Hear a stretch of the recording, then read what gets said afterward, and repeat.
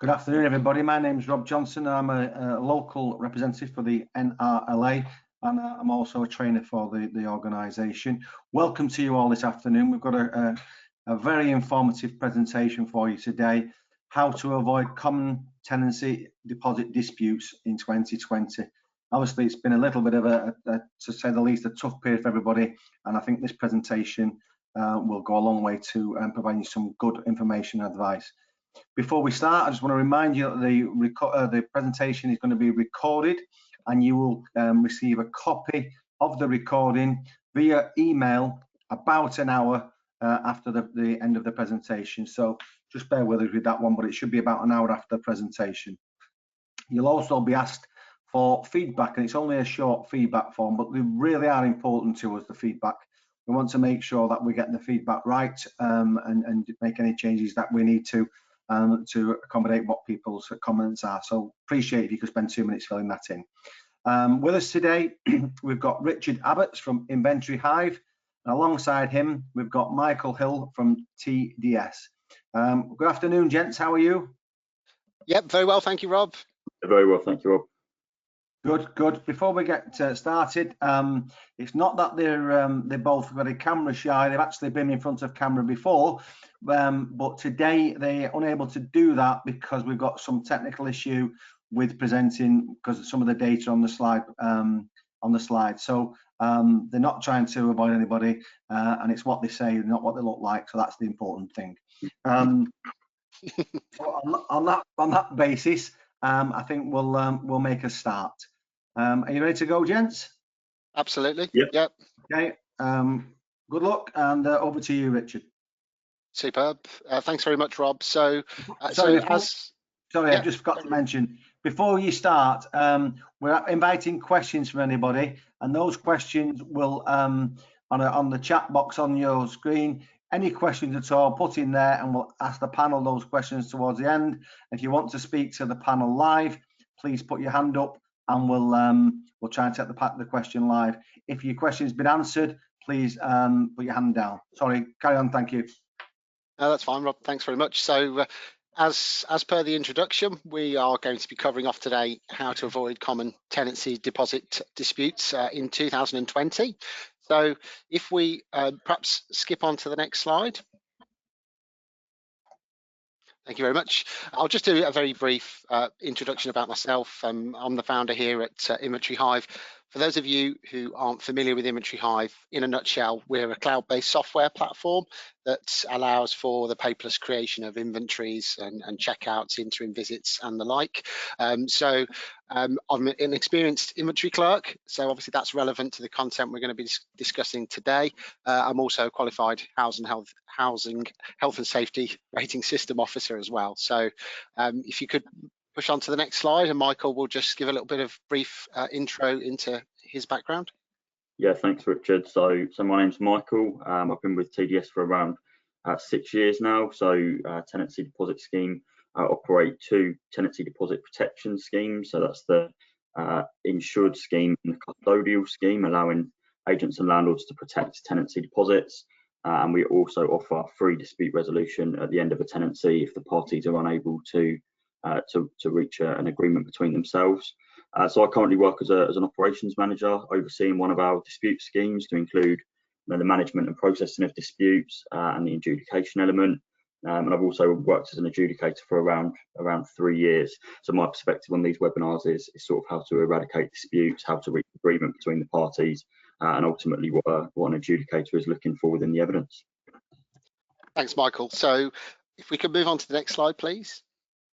So in terms of the actual content that we're going to cover today, as Michael's just mentioned, the perspective from Michael on the TDS side is very much looking at the stats behind the common disputes that arise, and also giving some context as we go into the webinar about practically how you might handle those. Some of that perspective will come from me, as an experienced inventory clerk.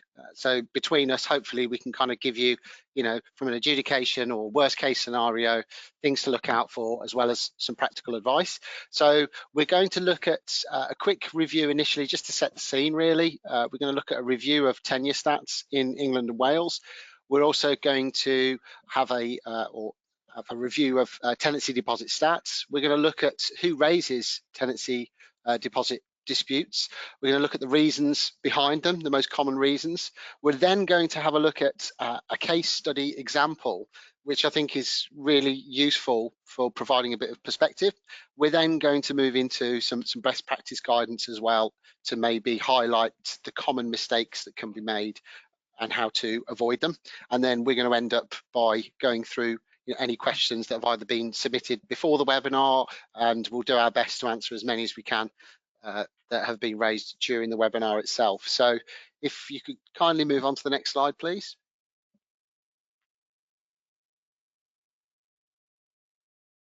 I'll hand you over to Michael, and Michael's going to run through those stats just now. Perfect, thanks Richard. Yeah, so we're just going to run through some of the stats within the private rented sector. So we're starting here with some stats on tenure in England. So there's quite a long-standing trend, as you can see, over the last sort of 10 years, showing the increase in tenure within the private rented sector. And I think, as we can see, in around sort of mid-2010, the tenure in social housing and the private renting sort of met. And since then, tenure in private renting has gone on to have a substantially higher tenure. And I think the increase in the PRS can be attributed to the growth in the build to rent sector, student housing, and I guess this is matched to some extent with a fall in the social housing through initiatives such as the right to buy. So a pretty clear picture here showing that tenure in private housing is now higher than social housing in England, and those stats sort of show us the increase from 2001 through to around 2018. If we could just move on to the next slide, please, Rob. Thank you. So a slightly different picture in Wales, albeit with similar trends. So this graph shows the growth of the private rented sector in Wales. We can see a similar trend in the increase in size of the PRS, although the increase appears to be flattening off slightly in the last few years. I think from around sort of 2015 through to 2018, the increase has been a lot less than it was in previous years. We can also see that in Wales, tenure is still higher in social housing, although this has also slowly been on the decline since around 2001. Next slide, please, Rob. So we're just going to have a look at some of the statistics around who raised tenancy deposit disputes. So TDS is the only scheme which allows agents, landlords and tenants to raise disputes with us. So obviously on the chart you can see on the screen, we have a mixture of those that raise disputes. There's sometimes a bit of a misconception that it's always the tenant that raises the disputes, but around 26% of ours are raised by agents or landlords. So these might be in cases where they can't get hold of their tenant, or the tenant refuses to raise a dispute themselves, although maybe disputing the claim deductions. I think in recent years we're pleased to have seen actually that the tenants are more aware of our dispute mechanism and what we've got in place, and we've started to see an increase in the number of tenants raising disputes. It was maybe the case earlier on when the legislation was first launched that tenants weren't aware that we was available to adjudicate on disputes, and we saw substantially less disputes raised directly by tenants. They now raise around 74% of disputes across our insured scheme. These are obviously figures for our TDS insured scheme. In our custodial scheme, the parties tend to go down the route of a repayment request. So one of the parties will, either the tenant will request repayment of the deposit, or the agent or landlord will sort of propose any deductions which are owed, or that it goes back to the tenant in full. And we then have a sort of a self-resolution portal which allows the parties to sort of back and forth with each other over the claimed amounts. And we actually find that that's quite successful in them reaching an agreement themselves. But if they fail to do so, then obviously at that point it's when they sort of submit their evidence and we move into the dispute stage. Next slide, please, Rob. Okay, so we've got some really interesting data here on the reasons for disputes. So I think you'll see that the figures do not add up to 100%, as any one dispute can obviously have more than one claim or one element to it. So these figures show, for example, that in all disputes we received in 2019, 2020, cleaning was present in 42% of those cases. So as you can see from the figures, cleaning remains the number one reason for a dispute. This is usually the result of the parties, being slightly misaligned on whether the property has been returned cleaned to the same standard as it was at check-in. I think this claim really highlights the importance of having quite comprehensive and detailed check-in and check-out reports. it's important to highlight that the difference between professionally cleaned and domestically cleaned, and sometimes that's where sort of an area where a dispute arises between the parties. So damage falls in just behind cleaning, arising in 41% of cases, redecoration in 39%, and gardening in around 23% of cases. You'll be able to see there that claims for rent arrears only arise in around 14% of cases, and this is usually because there's not really a dispute between the parties. There's probably substantially more cases where some arrears have arisen, but the parties normally agree on this, and they tend to resolve it without our input. Obviously, agents and landlords will just talk to the tenant, they'll discuss that with them, and in the round, I think a tenant who owes rent arrears, accepts that and is willing to get that paid, and it doesn't really tend to come to us. I also think that the NRLA put out some really useful guidance on dealing with rent arrears, which was supported by TDS. So I think if you have any problems there, that's definitely a good place to start. Perhaps, Michael, as well on that note, I suppose with COVID the way it's been this year, rent arrears you perhaps expect to be more prevalent moving forwards. So obviously some of the practical guidance we're going to look at in a moment is more around the issues that you mentioned a moment ago, from cleaning through to gardening. But as you say, Michael, that the NRLA and and TDS have some good guidance out there in relation to rent arrears. Yeah, exactly. It's a really good point, Richard. I think we are seeing a rise, I guess, in claims for rent arrears and in the market in the whole. I think the feeling is that given the circumstances, some tenants are falling into rent arrears potentially through no fault of their own. So yeah, that guidance will be really useful in sort of resolving those cases. Okay. I think, we've worked really hard to provide some information on these claims over the years, like you say, and show landlords and tenants basically transparently how we approach them. And I think the importance of a check-in and a check-out is obviously huge to what we call changing condition claims. So those are cleaning, damage, redecoration, even gardening, because the landlord essentially needs evidence from both the start and end of the tenancy to sort of benchmark the condition or the cleanliness. I think we're pleased to see that, since 2014-15 or so in the table, you can see that cleaning as a reason for disputes has dropped from, around 58% to 42%, and likewise damage from 51% to 41%. So hopefully that guidance is providing some insight. Similarly, we've also looked at some repayment statistics within our custodial scheme, and we've found some interesting trends there as well. So we found that in around 44% of cases, tenants agree to some deduction from the deposit, and in around 6% of cases, we found that the tenant agreed the full deposit could be repaid to the landlord. In the other 56% of cases, the tenant receives their full deposit back. But I think it's quite interesting actually that 44% of cases, a tenant actually is willing to agree to a deduction. And I think it just goes to show that negotiation between the parties can help sort of resolve those disputes without the assistance of the TDP schemes. Yeah. Sorry, go on, Richard. I was just going to say, Michael, on that note, the actual number that go through adjudication, what's the statistics? Can't even say the word. What's the statistics around that? Yeah, so I think the ones that go to adjudication, we're still dealing, across all of our schemes, Northern Ireland, custodial insured, we're dealing with around between about 16,000 and 18,000 disputes a year. But we are starting to see a much higher amount getting resolved at an early stage as well. So as I touched upon in our custodial scheme, we have that self-resolution portal, and we find that the parties are really good at sort of just liaising between each other on the figures. So it might be that a landlord claims £300 for cleaning, a tenant proposes that they only pay 100, the landlord therefore reduces it to say 250, the tenant ups it to 1, and they end up reaching an agreement themselves in the end. So I think that's really useful, and obviously we also have our disputes team who review cases as they come in, and sometimes we'll just take that step wherever they can to try and help the parties resolve it, so that it's it's done, it's quick, it's resolved. And they might contact the tenant and say, look, we can see that there's a claim for rent arrears, have you paid your rent? Or likewise, they might contact a landlord and say, we can see that you're claiming cleaning and you've got no check-in report, so you're unlikely to be successful here. So whilst we are still dealing with a lot of adjudications, we are starting to see that a lot of them are getting resolved a lot earlier in the process. I think finally, in terms of the figures, some of the ones that are interesting is that we found that an analysis of repayments found that the average deposit in those cases was around £900. And where a deduction was agreed by the tenant, we found that to be on average around 33% of the deposit, so up to around the sort of £300 mark, which was quite an interesting figure there. So I think, overall this provides us with some insight into the areas which agents and landlords can maybe foresee a dispute arising.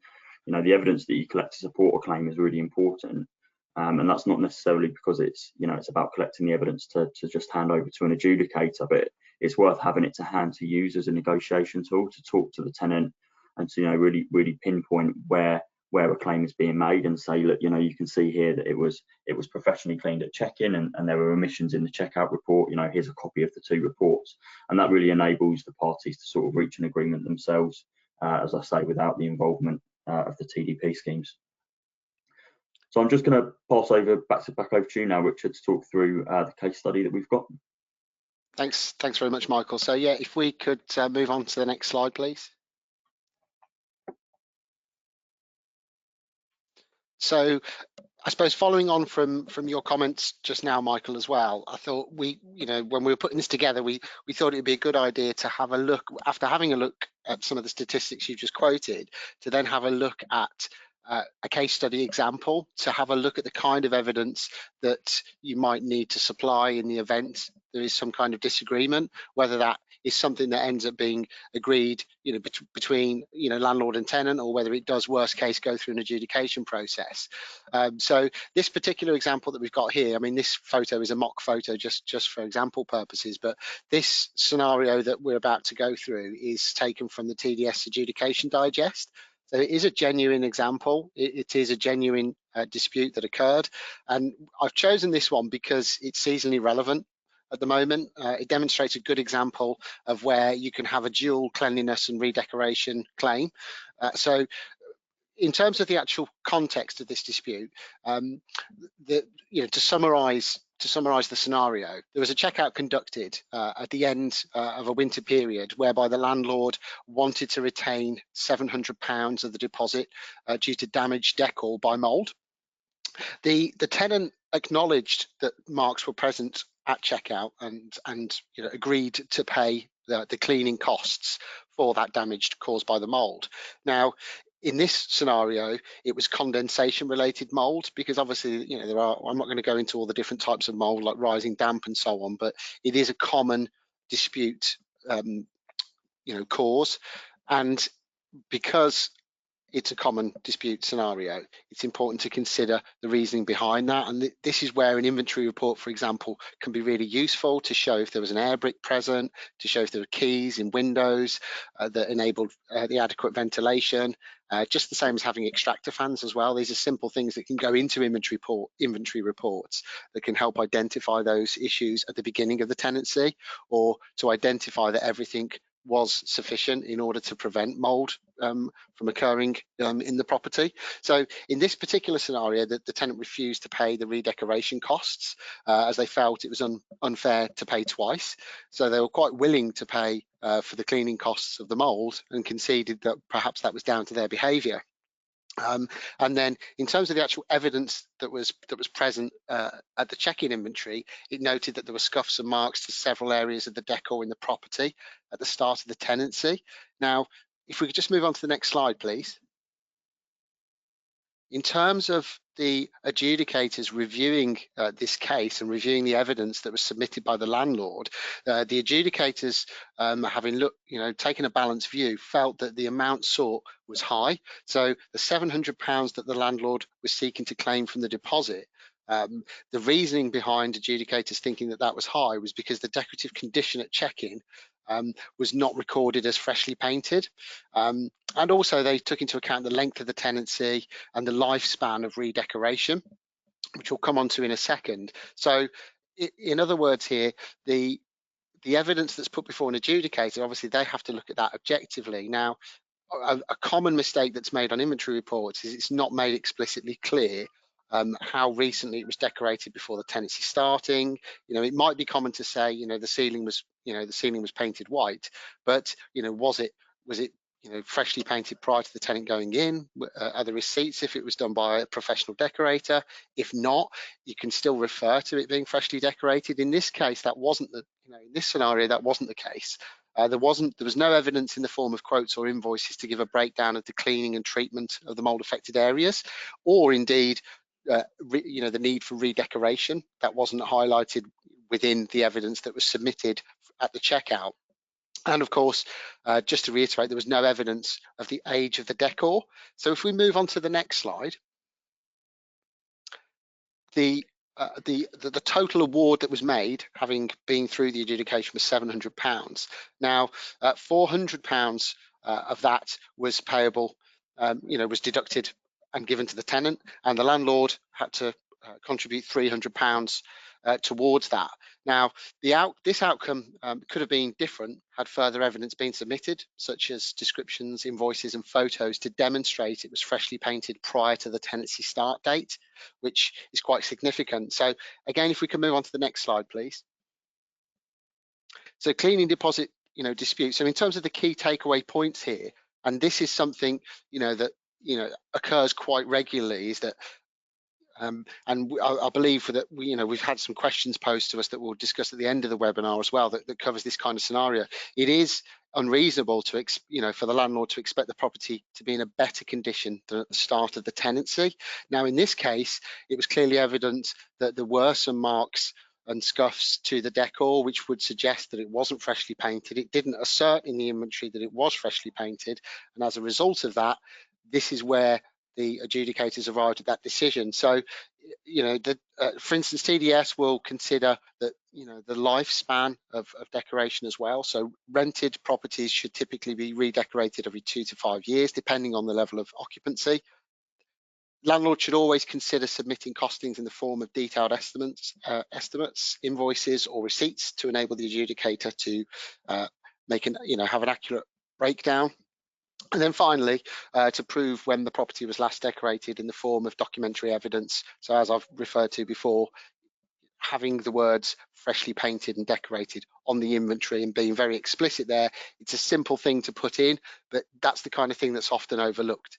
So what we're going to do now is we're going to have a look at, just some practical tips in terms of creating an inventory and the kind of supplementary evidence that you can submit in order to make sure that you've got a robust starting point before the tenancy.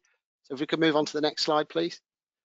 So in terms of best practice guidance, there's a few points that I wanted to discuss. So in terms of the implications of COVID at the moment, because when COVID came on the scene in March, the notion of doing an attended check-in, so physically meeting the tenant at the property and showing them around, has become more difficult during the COVID period. Now, personally, I've always felt that attended check-ins aren't always the best way of doing things anyway. The reason I would say that is because sometimes if a tenant is due to move into the property, let's say they've got their removal van waiting outside, and then they have to go and walk around the property and start looking at skirting boards and so on. Often that can discourage them from engaging with the contents of the report because they'll just be keen to sign it to get moved in.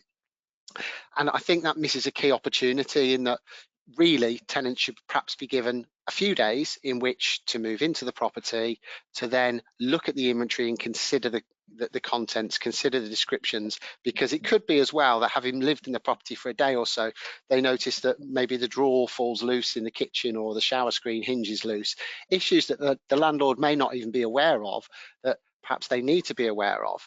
And if the tenant has had the opportunity to reside in the property for a few days, that gives them the opportunity to then experience that and then feed those things back. Now, obviously, at Inventory Hive as a platform, we cover that kind of process off. I'm not suggesting for 1 minute that you should definitely use that, but I think do consider, with COVID the way that it is, there are risks associated with meeting tenants at properties. If we have a second wave, which could be on the cards at the moment, then that kind of thing might become more difficult. So to bear in mind, it's really, really important, I can't stress that enough, to make sure that you are engaging the tenant on that check-in inventory, giving them a fair opportunity to say, well, you've said that the door is free of marks, but actually on the reverse, there's a hole in the door. the tenant needs that opportunity. And actually, it's good that they do that, because you then have a more clearly defined starting point, which the chances are will lead to less disputes at the end. Of course, also meeting the tenant at the property. Let's say the inventory was created a couple of days before, and then they were met at the property to do the check-in inventory. That can also incur more than one cost, perhaps if you're outsourcing. So that's something else to consider as well. Perhaps in these COVID times, it would be wise to do things remotely, do things at distance, and give them the opportunity in which to engage and feedback where, everything gets audit trailed. I suppose the key thing here is making sure that you've got good records, before and after. So if we could move on to the next slide, please.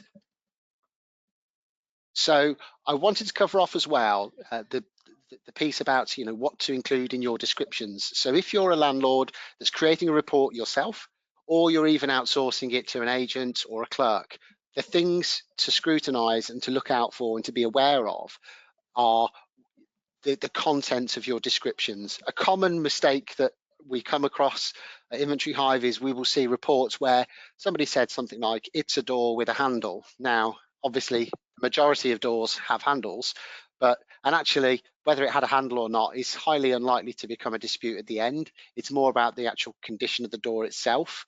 So as an example, on the screenshot you can see in front of you here, this particular report just says gloss painted. So it describes the finish. It also refers to it being free of marks, dents and dust. Now it's that written description, along with, of course, if there's supplementary photos as well, it's that written description that specifically refers to condition and cleanliness. That's the indemnifier should you have an issue at checkout about that item. As you can see in some of the other descriptions in there as well, it's very explicit in referring to condition and cleanliness. When you're referring to electrical goods, white goods, it's very important to note the brands as well. Also, good practice is perhaps even noting the serial numbers of those items as well, because we've seen scenarios where white goods have not been recorded sufficiently. Perhaps they've been replaced by the tenant during the tenancy. Could be for a cheaper model. That can cause a dispute. So just basic recording at the beginning of the tenancy can cause avoid a lot of headaches at the end. Also, as we asserted before when we were talking about the redecoration scenario, it's really important to state the age of an item or when something happened. So a common one is in relation to cleaning as well. So if you've had the property professionally cleaned prior to the tenancy starting, it's really important, as you can see on this top item here, 2.1 in the general overview, clean to a professional standard within the last week. It's just a simple, one-liner, and it's very clear that it's saying that this was professionally clean. Now, if you engage the tenant and you have a signed report and they've agreed that that is the case, something as simple as that can really avoid headaches at the end of the tenancy when a checkout's performed. And then finally, sorry, Michael, carry on, mate.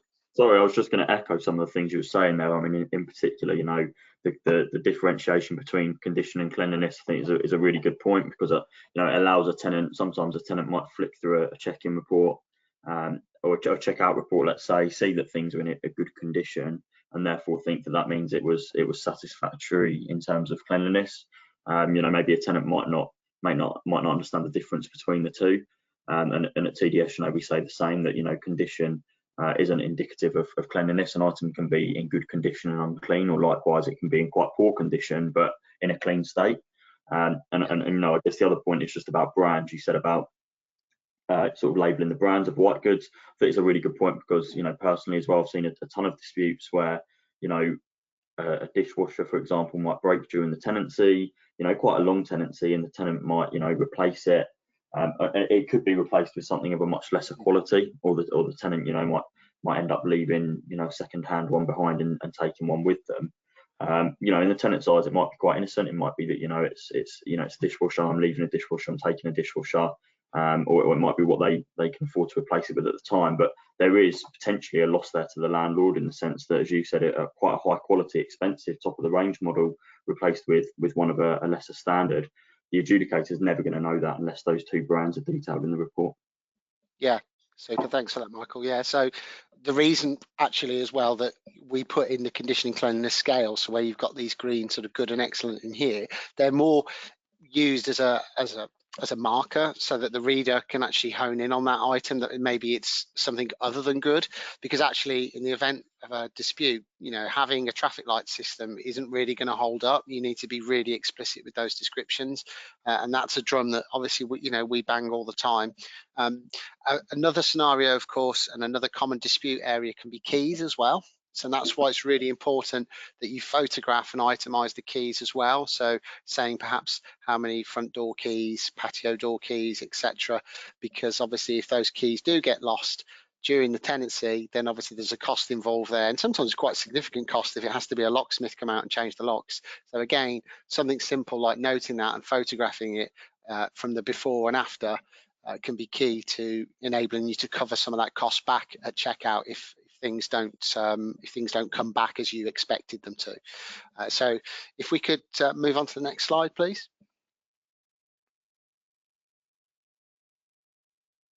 So also wanted to comment on supplementary evidence as well. So as we referred to in the cleaning case study before, where we talked about the need to have receipts and keep copies of those receipts as well, I think that's really good practice to do so. So if you do have a professional clean or the property professionally decorated prior to the tenant going in, apart from logging that within the inventory, it's also good practice to actually submit that in the inventory as well.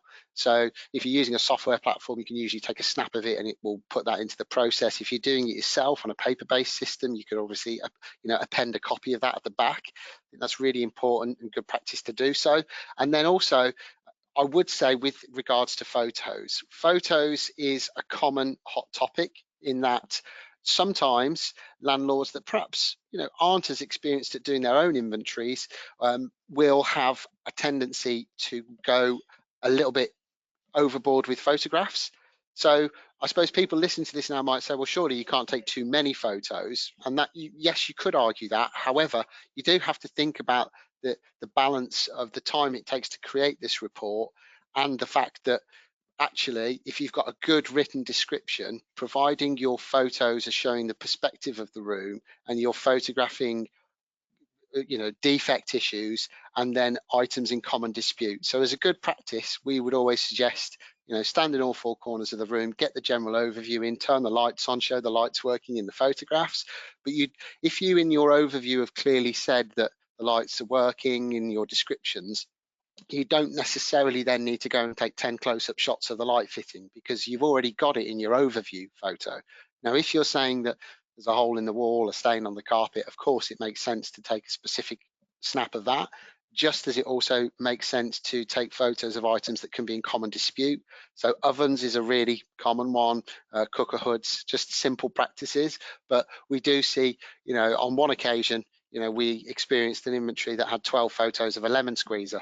And, you can only take so many shots from different angles, and you've got to ask yourself, what value does that add? And therefore, in terms of your sanity and your time, it's more important to have a good description and relevant photos rather than lots and lots of photos. So hopefully that should save you some time as well when, if you are putting these reports together, or even if you're viewing reports created by a third party and you're trying to scrutinize them, you really should consider, do the photos cover items in common dispute adequately? Do they describe it adequately? So ovens, as I say, is a really good one. Was it professionally cleaned? Was it greasy? Just simple wording like that can make a difference between whether you're able to claim for an oven clean if that, if it's not been returned in the way that you expected it from the start of the tenancy. So that concludes my thoughts on supplementary evidence, unless Michael, you've got anything to add on that? No, I think you've covered it really well, Richard. Thank you. So yeah, if we can move on to the next slide, please. So we also, as well, within sort of 24 hours from now, we're going to send out a follow-up email on the back of the webinar. There will be a link in there as well for everybody that's taken part in the webinar today to download the ebook, which is presenting your claim in the event of a dispute. So it's a free ebook that you can download and use as a reference point. But we're also as well going to, I understand Rob is going to put a chat message in a moment, so that you can copy that link and then you can do it straight after the webinar. So that chat message, just have a look on your webinar panel on the right hand side, and that link will be popped in there for you in a moment. So you can then use that and pop your name in, and then it'll send you the email copy straight away. So I'll let you do that at your leisure while we proceed with the webinar. So if we could go on to the next slide, please.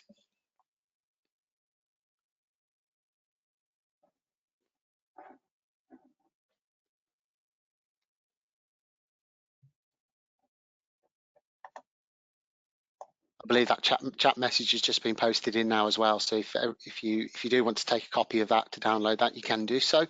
So yeah, if we could pop on to the next slide, please. Thank you. So Rob, I understand that. I mean, I'm aware that we had some questions filed through prior to the webinar, which we'll obviously look to answer now. And then if we have time for some live questions as well, then we'll do that.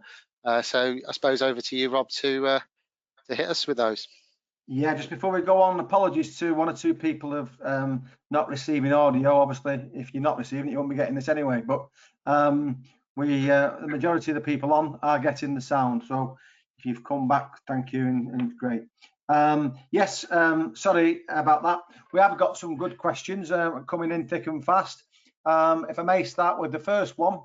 And it says, I have a tenant who is disputing the amount of deposit I want to return, which is £150, and they are insisting I return the full amount, which is £525.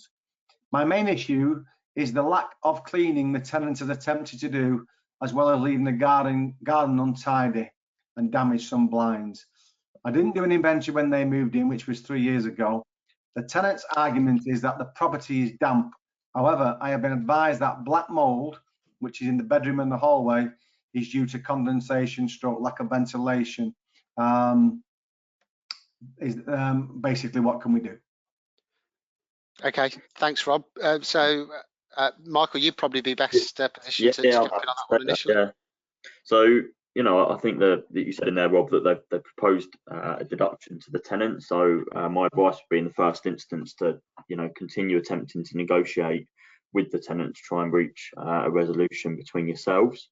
I think you said as well that they have a report about the damp being the result of sort of lack of ventilation. So maybe supply that to the tenant and sort of, basically be transparent with the tenant, tell them what evidence you have, tell them why you're seeking to make a deduction, and see if you can reach an agreement there.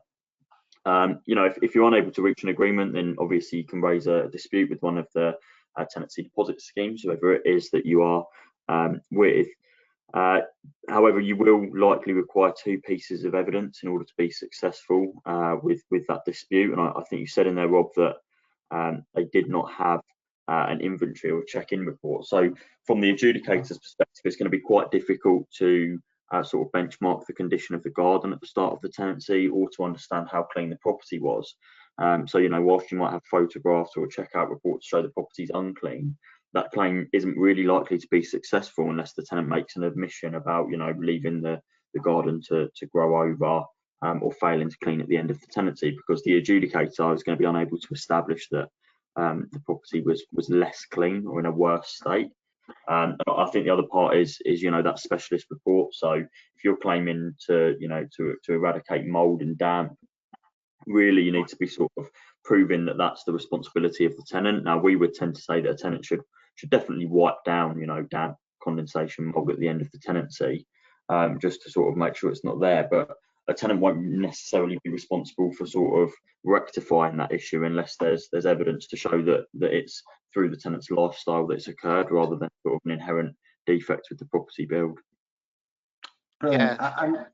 Sorry, go on. Sorry, Rob. Yeah, I was just gonna sort of add to what Michael said there as well. Obviously, in this case, with the burden of proof being on the landlord, it's very difficult to prove the before and the after when there is no inventory. I also see inventory reports whereby it doesn't perhaps acknowledge the fact that the resources were there to ventilate the room adequately as well. And it's little things like saying something like an extractor fan was responsive when it was switched on. So when you're doing an inventory, you're not surveying or inspecting the property.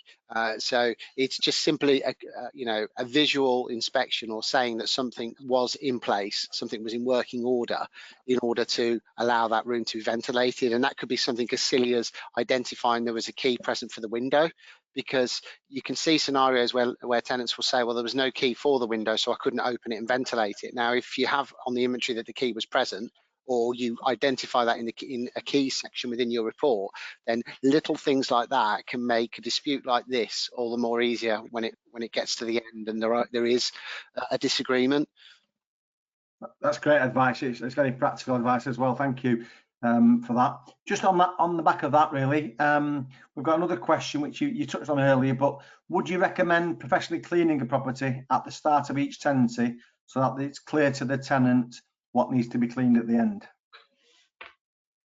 I mean, personally, I think, it depends the condition you want the property back in. So I think if you professionally clean it at the start, you make that clear in the check-in. If you have that invoice or receipt, obviously you can provide that to the tenant as well, or you could potentially, embed it in the check-in report. Then obviously that places you in a position where you can expect to have that property returned clean to a professional standard. And if it isn't, then obviously you can discuss that with the tenant and attempt to make a deduction from the deposit to bring the cleanliness back up to standard. I don't think I would say either way that I would recommend it. It's not, a landlord isn't under any obligation to have it professionally cleaned. I would obviously recommend that it's clean for the tenant, but if that's just to a good domestic standard, then that's absolutely fine, I would imagine. But you can obviously only expect to get it back clean to a good domestic standard. So if you're going to give it to the tenant clean to a domestic standard, you can't then claim for it to be professionally cleaned at the end, because that would place the landlord in a position of betterment. Yeah, so just as another practical point to add on to that as well, it is perhaps good practice if you have done that and you've evidenced it on the check-in inventory, it's all clear that it's professionally cleaned. Good practice might be to do some pre-checkout communication, maybe a few weeks before the tenant's due to vacate, to just highlight some key points. That could be just a simple email to say, just wanted to highlight, here's a copy of your check-in inventory. We did go to our endeavours were to make sure that you were going into an immaculately clean property. We therefore pay for a professional clean, and we do expect it to be of that standard upon checkout. So sometimes just making them aware of that, so that it's not so much an on the day or an afterthought by the tenant. Because obviously, for tenants, sometimes they're willing to pay for that professional clean, because actually on the day of move out, it's quite stressful moving house for anybody, and it's all about time, isn't it? And sometimes, if they're against the clock because their removal van's got to go back to the hire company or something like that, that can be a reason why they, shut the door behind them and haven't left it in the clean state that you expected it. So, tenants, I suppose, will be, in a lot of cases, will be reasonable on that or expect that. And that's where Michael quoted before, up to 44% of deposits have some form of deduction, but only 1.5% of those end up, in adjudication disputes, suggests that actually, they are, by and large, willing to be reasonable about that. So I think it's all about communication. Thanks, Richard. That makes good sense. We've just got one more question on this thing, and then we'll just change slightly.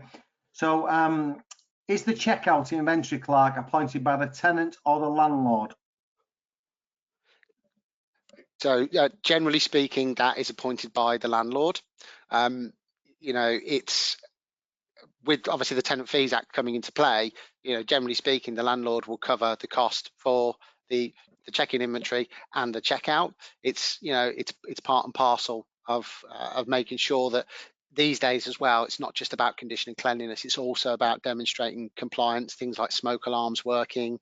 Also, a good inventory that covers off the things I mentioned before about the ability to ventilate can also protect you for fitness for human habitation issues as well. So I would say it's always in the landlord's interest to make sure that they're instructing the an inventory and a checkout to be completed. Thank you very much for that, Richard. That's really good.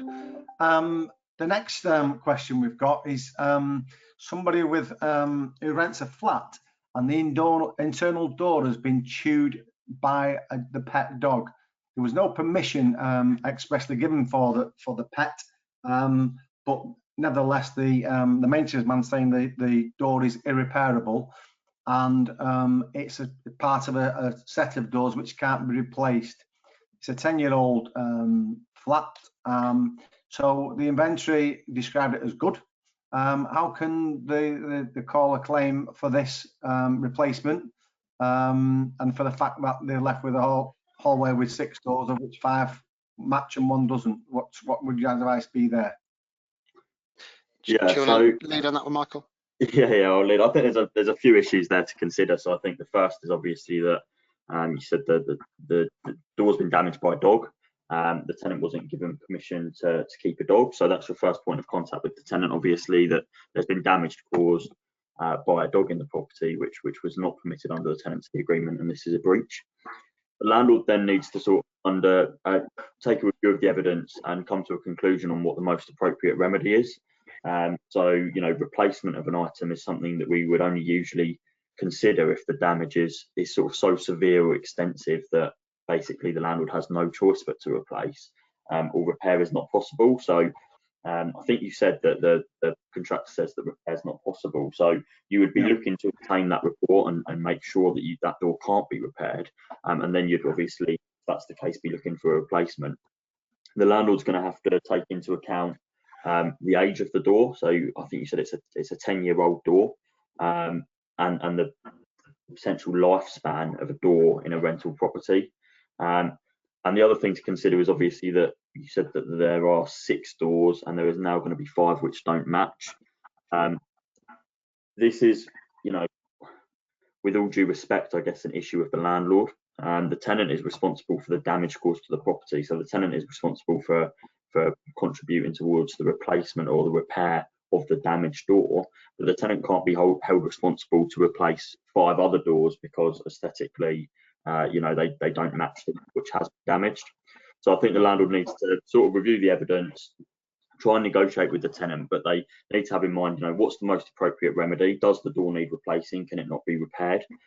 Is the damage so severe that it requires replacement, or is it, you know, just a little bit unsightly, in which case they may be maybe expect to get an award for compensation rather than replacement. And as I say, the award wouldn't include replacement of all 6 doors. It would just include the one which has been damaged, and not the 5 which haven't deteriorated beyond fair wear and tear. Okay, can I just try and pin you down slightly there, please, in relation to what would be the reasonable life expectancy of a door? Because I've got visions of it being 20 odd years, but I might be wrong. Yeah, no, that's the difficulty. I mean, we don't give a standard, you know, doors last X amount of years, because it depends on the type of the door, you know, the material used, the quality. They, you know, as you say, they do tend to last quite a long time. But even if the lifespan was, for example, 20 years, and the cost of a replacement door is £500, we know this door is 10 years old. So the award is not going to be £500 for a brand new door, because that would place the landlord in a position of betterment. So what we'd be doing is we'd be factoring in the cost of a replacement, how long a door of this, you know, quality, material, age, condition should last, and the landlord would therefore be probably compensated with the difference between basically the remaining useful lifespan of the door. Brilliant. Some more here, coming thick and fast. So how does one practically resolve an outstanding dispute between the tenant and the landlord where the tenant refuses to engage in any mediation? The deposit remains with the DPS, who have seemingly washed their hands of the matter whilst retaining the £3,000 deposit. What advice would you give there? Yeah, so I think, you know, if a tenant refuses to engage in mediation, then the deposit protection scheme basically cannot proceed to adjudication. So there's 3 ways in which a deposit can be released under the legislation. That's through that's with the consent of both parties, an adjudication decision, or a court order. So if the tenant is failing to respond to the scheme, and is having no input at all, then the landlord may be able to go down the statutory declaration route, which is basically to release the funds to the landlord by almost default because of non-engagement by the tenant and their entitlement to the funds. If the tenant has engaged and has explicitly said, you know, I do not consent to adjudication because they're under no obligation to, then that only leaves the 2 alternative routes to release the deposit. So agreement between the parties and court order. So what would happen in that situation is the tenancy deposit scheme would essentially hold on to the funds until they receive one of the two.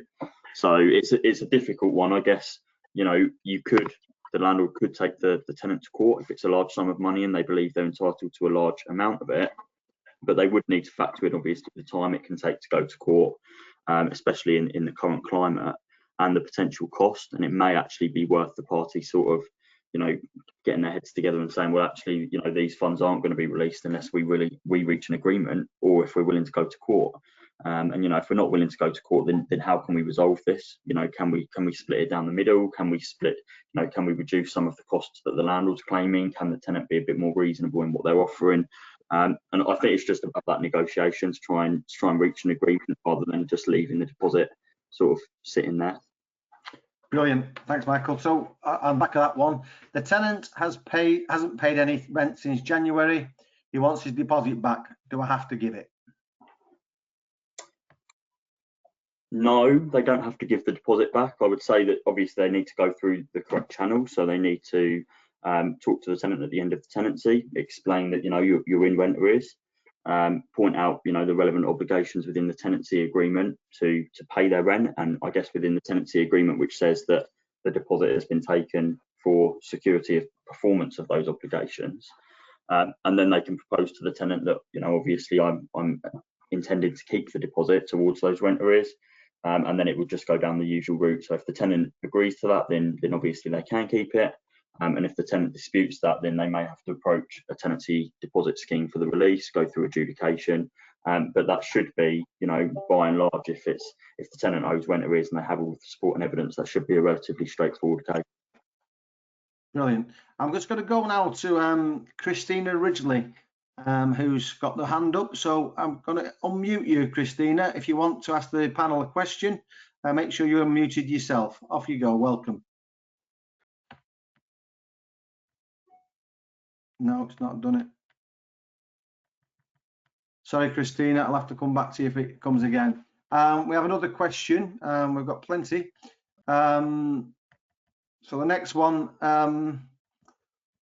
what can I do if the tenant blackens the walls with burning candles? She's disputing the cost of the redecoration and said she would pay for it originally, but now is in breach of the lease and won't pay. So what do we do? Is the Chris Carr's question? Yeah, so I think, you know, it's I guess similar to some of the other claims in the sense that you have to go through the usual route. So you'll be proposing that deduction to the tenant and saying, you know, you've caused damage beyond the scope of fair wear and tear. You know, reasonable fair wear and tear might be, you know, the odd scuff or mark, but actually we can see that this damage has been caused, I think, by a candle. The tenants sounds like they've maybe accepted that there is some damage there, and that they previously said they would pay for it and are now refusing. So I think it's just about making that perfectly clear to the tenant, and you know, attempting to reach a resolution. Failing that, again, you will have to go through you know, the dispute process, provide your evidence for the scheme, and sort of demonstrate that that damage is beyond the scope of fair wear and tear, which, you know, it sounds like it is. And then the adjudicator will be looking at some of the factors we talked about earlier. So the condition of the decor at the start of the tenancy, the extent of the damage to the decor, and therefore what reasonable compensation is to compensate the landlord for that damage. Thank you very much. Another question here, so I'm going quick and as quick as I can. As a professional landlord, my letting agent has encouraged me to do a no deposit scheme. What is your opinion on these schemes? So the no deposit schemes are essentially an alternative to taking a tenancy deposit from a tenant. My view would be that it's completely the preference of the landlord and the tenant. So if the landlord is comfortable with it, then, you know, it may be that the landlord chooses to take that on and allow a tenant to pay. They usually pay the equivalent of a week's rent, non-refundable, and it's almost like an insurance type guarantee to the landlord for any damages caused. If the landlord isn't comfortable with it, then obviously they may choose to insist on taking a tenancy deposit because you know, that's where they're more comfortable.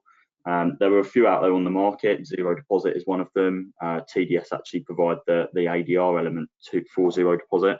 So if there's a dispute at the end, we approach those disputes in the same way we do within our main scheme. But But as I say, I think it is more of, you know, it's not really anything you can recommend or not recommend. It's just the preference of the landlord and the tenant on whether that product is something which interests them and which they feel is sufficient, or whether they would feel better taking a tenancy deposit as they usually have.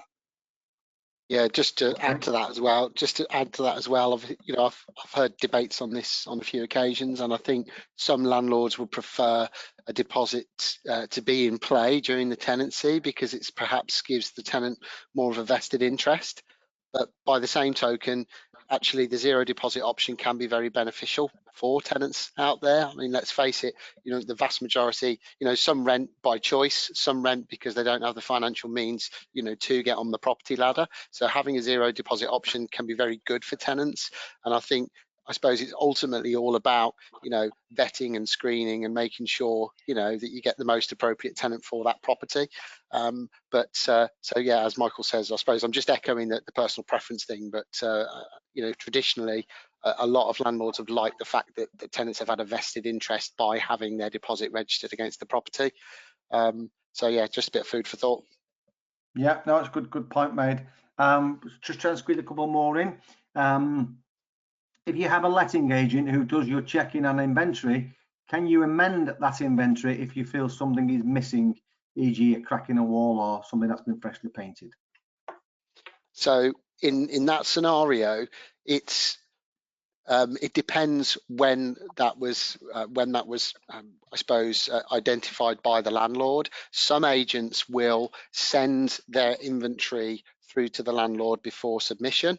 However, in a lot of cases, that's not always the case, because that's the reason why you pay that management fee, so that the agent does an appropriate job with that inventory. But I would say if there is something glaringly obvious that's been missed, there is you're perfectly within your rights to request that agent makes some form of addendum and gets the report signed off again. It's just a minor amendment to an existing inventory, because the same scenario occurs perhaps if a dishwasher's being replaced during the tenancy. You would expect to do an addendum or update the inventory for that to be recorded within it, because obviously it's not just about how that property was at the start of the tenancy. There could be modifications, you know, building work, improvements, and therefore it is you know, good practice to make sure you update the inventory in that respect. So there's no reason, you know, it would be unreasonable for the agent not to make that addendum if it was a significant issue that was relevant to protect both their interests and those of the tenant. Brilliant, thank you. We're getting 2 minutes to go. Seems having a problem taking anyone live for some reason. I don't know what's happening, so I'll just stick with the chat for the time being. If we can get one in, I will, but we're running out of time. So the question here: will it weaken my claim if I have not been inspecting the property? The tenant has left the property with the carpets frayed and damaged, which has been caused by their cat. They have a letter off the tenant accepting responsibility. No, I don't think it would harm the claim. I think obviously we can see the value in carrying out regular inspections, because, you know, as a landlord you may identify that damage to the carpet earlier on and be able to do something about it. But ultimately, you know, the tenant is given the property in a condition as set out in the check-in report. They're responsible for maintaining, you know, the condition and the cleanliness of the property throughout the tenancy to an acceptable standard, and returning it in a similar condition, less any fair wear and tear. So if, you know, a year on, 2 years on, however long on, there's damaged property which is excessive, you know, damage caused by a cat or a pet, and that's set out in the checkout report, then it won't harm the landlord's claim that regular inspections weren't conducted. Yeah, just to quickly jump in on that as well. I think if I suppose one of the main reasons behind doing, you know, management inspections or interim visits, as they're often referred to, is they allow you to identify issues like permissive waste, whereby perhaps had you have done the inspection, you might notice a small leak on the ceiling, and that if it's not identified and remedied quickly, could then become a bigger issue over time that perhaps results in the ceiling needing to be replaced rather than the leak remedied early on. And in times of COVID as well, we're seeing an increase in landlords and agents doing remote self-inspect reports, whereby the tenant will take a handful of photos in each room and submit them back. So if you can't physically get to the property, there are other ways of doing things. It's something as a platform that we introduced back in March to help with that social distancing, so to make it safe for tenants, safe for landlords, but still have a way in which you can agree on how the property is being looked after. So I think, thinking about technology usage in these scenarios, because it could be that landlord wasn't able to do those management inspections because they're busy, they maybe have a full-time job. It's all about, I suppose, these days being practical and looking at ways to make sure that you maintain that ongoing communication and audit trail. Yeah, that's a good point as well. We've got a lot of questions. We've gone until about 4 o'clock with the questions we've got. The quite a theme here really is, and I just want to summarise this, if you gents want to add to it, is about professional cleaning. What's a professional cleaner? I know you've touched on it earlier in relation to it's not a prerequisite requirement, but just to finish off, professional cleaning, what would you say is a professional cleaner? So I'd say the difference between a professional clean, and a domestic clean is paying a cleaning company, a contractor, to come in and clean the property. So sometimes a tenant will say, I had the property professionally cleaned at the end of the tenancy, and provide an invoice to show that they've been having an hour's cleaning conducted, on a Friday once a week for the duration of the tenancy. I wouldn't say that's a full comprehensive professional clean. I would say a professional clean is a cleaning company coming in, spending a few hours and making sure that the property is clean to a professional standard, similar to maybe how you'd expect to find a hotel room. That's not to say that most people keep their houses, their properties incredibly clean. A domestic standard can be sufficient, but I do think there is a difference. If a landlord pays 150, 200 pounds to have their property professionally cleaned, then that's how they will expect it to be returned from the tenant, rather than it just having been given a quick clean before the end of the tenancy. Fantastic, great answer. Thank you very much, gentlemen. Well, that brings us to the end of the webinar. That's passed quick. Great presentation. Thanks, Richard. Thanks, Michael. Some really good stuff there to take away. Some great questions from the audience. I'm really sorry we had some technical differences with sound, and I'm sorry we can't answer some of the questions. But those of you with us, I hope you've enjoyed today. Thanks for your time. If anybody out there is not a member of the NRLA, then please seriously consider joining. It's there for you. We've got 80,000 plus members, and it's something that you can only gain benefit from, in my view, as a landlord. If you need any more information on it, please feel free to contact me or the website. Thanks, everybody. Thanks for your time, and take care. Thanks, Rob. Really appreciate it. Thanks a lot. Yeah. Bye. Bye-bye.